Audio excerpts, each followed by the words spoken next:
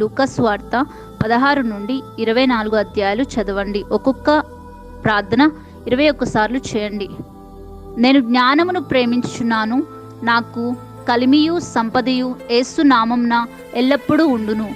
పరలోకపు తండ్రి, నా కొరకు బండ నుండి తేనె ఇచ్చినందుకు మీకు వందనాలు. నేను వెండి గవనిని కలిగి ఉన్నాను. మీ జీవనది నన్ను బంగారం యొద్దకు నడిపించును. నేను భూమిని నజరేడైన యేసు నామంన స్వతంత్రించుకొందునుగాక. ఆమెన్. నన్ను దీవించకుండా వెళ్ళిపోతున్న దూతను నజరేడైన యేసు నామంన ఇప్పుడే తిరస్కరిస్తున్నాను.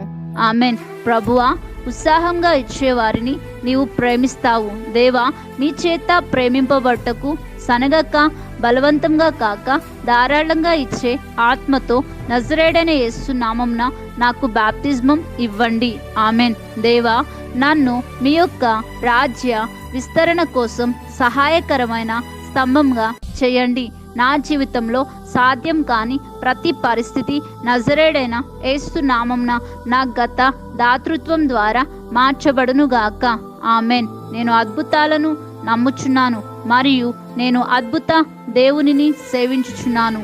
నాకు విరోధంగా మనుషుల ద్వారా ముయ్యబడిన ప్రతి అధ్యాయము దేవుని దయ ద్వారా నజరేడైన యేసు నామంన మరలా తెరవబడునుగాక. ఆమెన్.